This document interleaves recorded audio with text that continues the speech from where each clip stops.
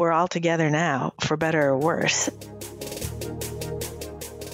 My name is Merrill Dubrow, CEO of Mark Research. I'm a 35-year veteran of the research and insights community and the host of our podcast, On the Mark. On the Mark is focusing on executives and thought leaders in the world sharing their insights, strategies, and personal experiences. I promise this podcast will be filled with tough, pointed questions with real, insightful, and emotional answers. Today's guest is Lisa Gudding, my good friend, Executive Vice President at Ipsos. Lisa, welcome to the On the Mark podcast. Well, thank you very much, Merrill.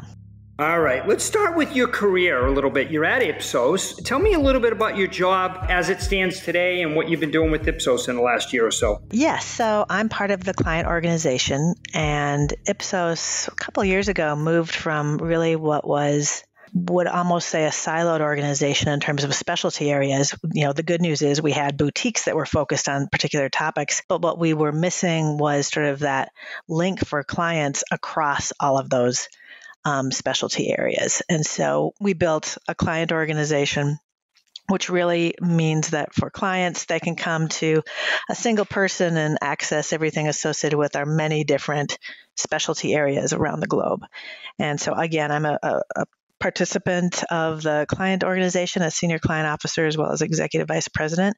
And I focus on a handful of our large partners as well as building relationships with new partners in particular industries. That's great. Is there any particular industries that you focus on? It kind of varies from year to year, but I certainly have some strong CPG relationships in retail. Fintech is an area of focus for me this year. So those are the places where I've been paying a lot of attention most recently. That's great. So, I mean, when I look at your career, I mean, I'm not sure anybody who's worked for three bigger, better, more prestigious suppliers, right? I mean, you obviously were at CRI, a Baldrige winner. It's GFK for many, many years, and now Ipsos. I mean, three mainstay suppliers in the insights community. Did you always want to be on the supplier side? I mean, did you never had that itch to go to the client side? Well, I have to say, Merrill, that there wasn't, I so respect those, for example, that both you and I have interacted with at within the Madison program or the Georgia program that really have a vision in terms of where their career is going and that have insights as kind of the theme. I can't say that I was in that same arena. I sort of slipped into it because I knew how to program. And my first job was as a programmer back at CRI. And what just dazzled me about CRI, because I had been at a very low entry level in the defense industry prior to that, which even now I'm sure, but especially then was very dominated by men.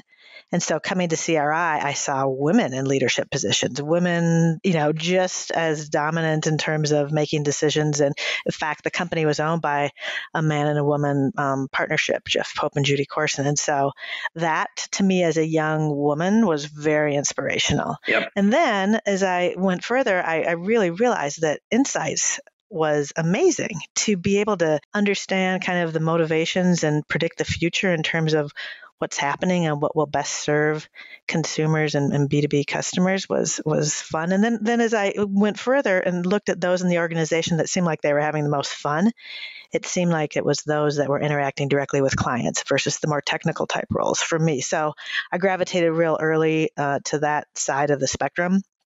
But no, I can't say that there was a plan. In terms of client side versus supplier side, I believe that there's a benefit for nearly everyone in spending some time on the supplier side. You learn the ins and outs and have a different view on what insights is in general, I think. But you also, on the supplier side, at least in the types of roles I was in, I think can become a bit addicted to variety.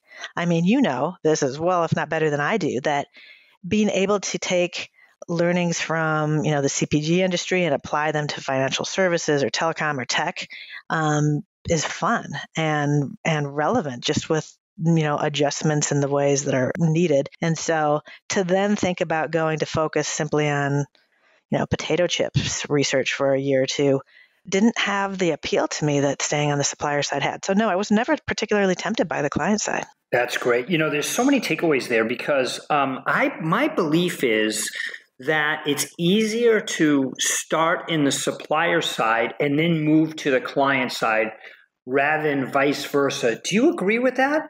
I couldn't agree more. Wow. I really think that the best clients have spent time on the supplier side as well. Yep. So again, I think part of the problem can be that when you're just out of school, whether it's with a bachelor's degree or MBA, like at Madison, for example, I don't think that initially the supplier side is as likely to pay as much as the client side for that first job. Right. And so I think many are tempted by that, as well as the kind of marquee associated with the brands on the client side.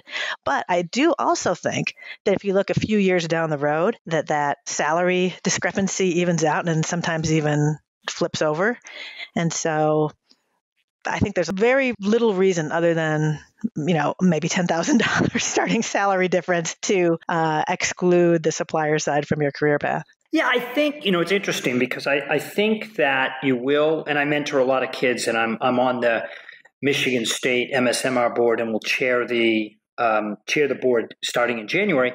And I mentor a lot of kids, and I actually have a session with 3 of them on Friday. And I always say, don't take your first job based on dollars, because if you do, you're definitely going to go to the client side. I think they will pay $8,000 to $10,000 more. And I also believe, Lisa, that, the sign-on bonus might be a little bit better. The benefits might be a little bit better.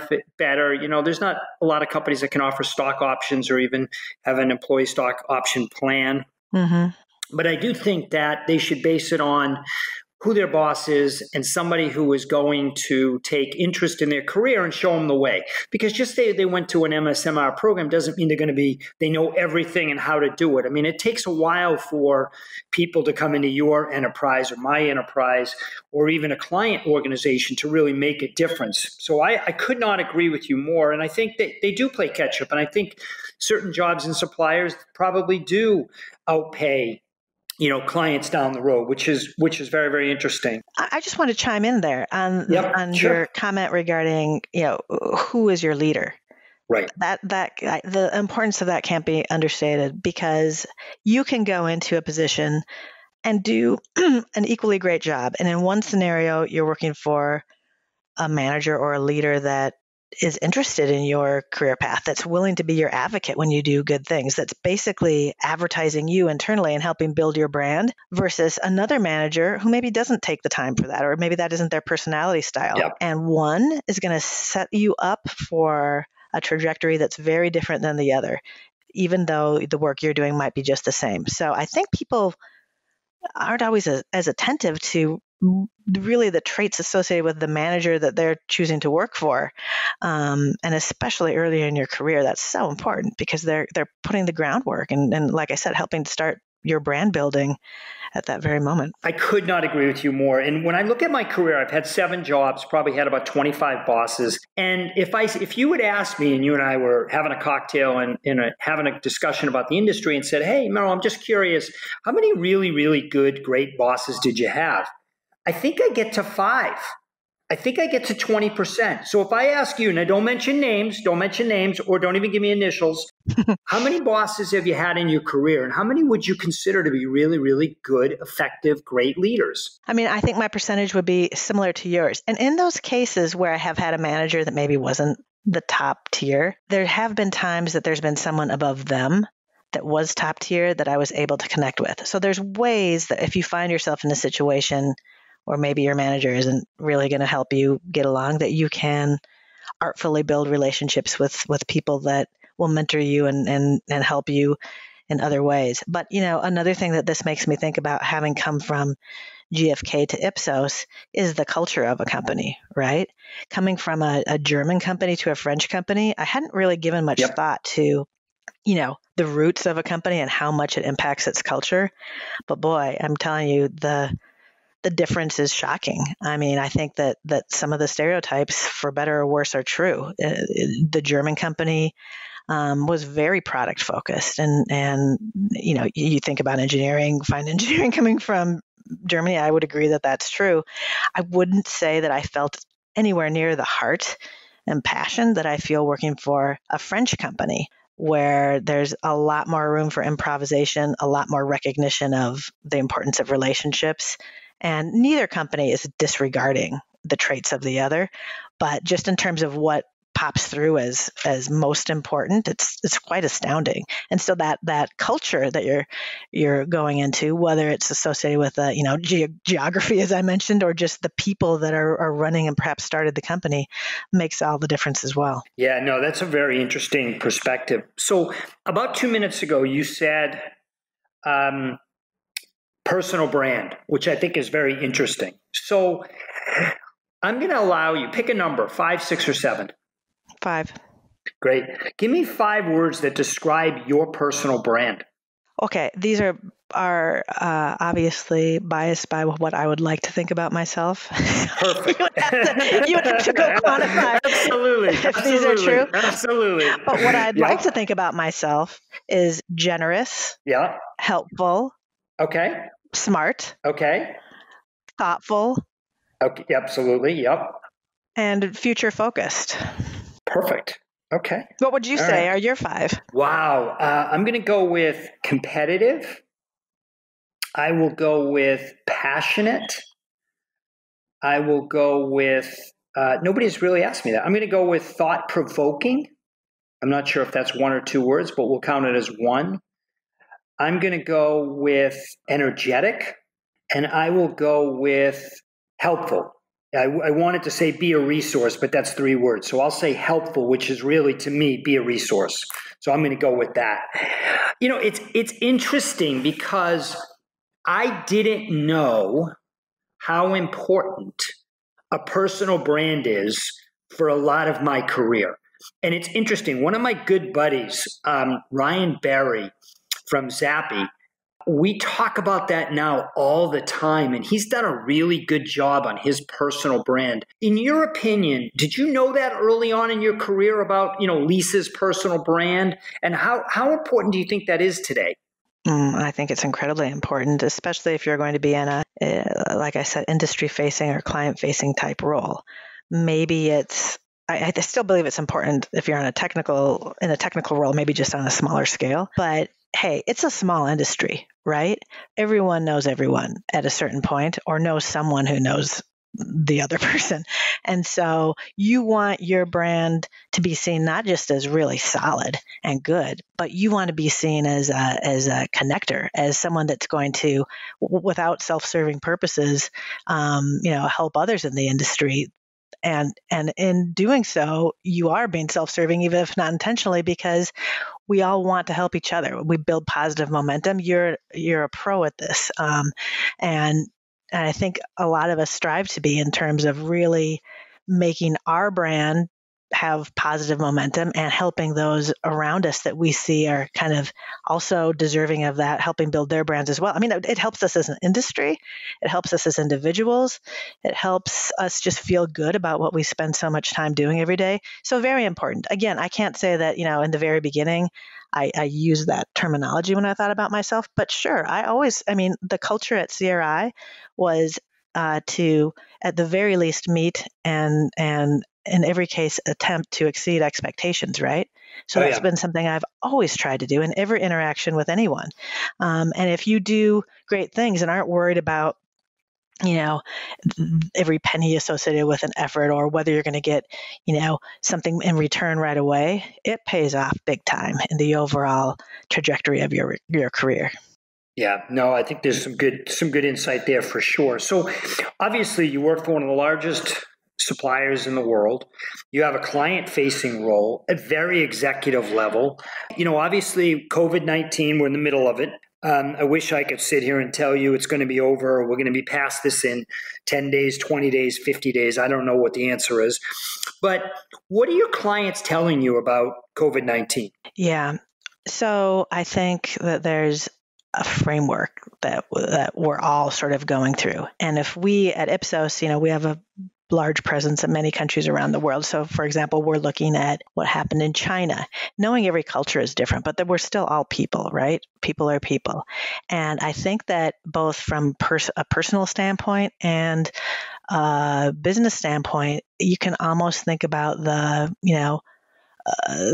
path associated with mourning, right? It starts with disbelief. We're all sort of not believing that this is going to impact us in the way that it could. Then we sort of have to shift to, preparing for whatever's going to happen next, adjusting as that becomes reality, acclimating as things shift, figuring out how to endure, the continued restrictions, et cetera, and then working on anticipating what's going to happen next. And no one knows. As you pointed out, we don't know how long this is going to last. We don't know what the long-term impact is going to be for us or our clients. But what we can do is predict various outcomes and plan for those various outcomes and be thoughtful about which stage we're in right now and how we should respond within that stage to make sure that we're back to the personal brand. It works for client brands too. Being helpful, not being self-serving, not capitalizing on a painful moment, but really making a difference moving forward. That same theme holds true regardless of the type of brand you're talking about. No, I think that's good. I mean, listen, you and I both lived through 9/11, which is amazing, Lisa, because when you think about it, it's almost 20 years ago. Yeah. We lived through the crash of 2008, and now COVID-19. How do you think it compares? I mean, is this the hardest by far? I think so, at the very least, because it's global, right? It's, unprecedented in terms of the entire globe is kind of jointly battling the same enemy. And in all of these other cases, it was pockets. We're all together now, for better or worse. And, if what that's going to do economically is, I think, going to be more profound than anything we've seen, certainly in our lifetimes. And how we recover with technology, and again, with this notion of we're all in the same boat, might be really grand. I mean, we know that adversity stimulates innovation. There could be some really positive outcomes of all of this that might be hard to see at this moment, but in terms of how we recover is even stronger in all sorts of ways. Yeah, I really believe we are going to be stronger down the road. I think that is hard to see. I mean, I love quoting, Sir Winston Churchill, who said, "Never let a good crisis pass by." And I did a test, and I've told this story a few times. I did a test about 7 months ago when I was in Florida in Boca Raton visiting my mom. And I held the door open for 10 people. And unfortunately, only 3 people said thank you to me. I think because this is global, because we're all in this together, we're all struggling, this can and will affect everyone. I think we'll all have much more empathy for each other and fellow man, right? I also think because my enterprise, your enterprise, every company is looking at every expenditure and really cutting out the stuff that is not as useful, that probably shouldn't have been an expense. And I also believe we're all looking and searching and creating more efficiencies. And I also believe that it's forcing a lot of companies to go much more digital. And even though they probably should have done that a few years ago, this is going to force all of them to do that. So I actually believe down the road, and it's hard to think about that, we are going to be in a better position and the companies will be much better and stronger. No question. Well, and I'd like to chime in with my own Winston Churchill quote that I just heard someone say the other day. Look at you. No. Someone, I can't remember. I would give credit to whoever said it, but I don't recall. But it was just earlier this week. Someone said that, and this was attributed to him. I'd have to verify that he actually said it, but that when you're going through hell, keep going. And we don't want to pause. We don't want to freeze right now. And I think that's a really important thing for all of us on the supplier side and the client side. This is not a moment to just wait and see, right? This is a moment to keep going. You can't wait till things get back to, quote, normal, because normal is different in the future than it was pre-COVID. And so we need to keep moving forward. We need to keep doing work to understand what's happening. Lisa, thanks for spending some time with me today. You have been listening to Lisa Gudding. This is the On the Mark podcast. My name is Merrill Dubrow. Have a great day.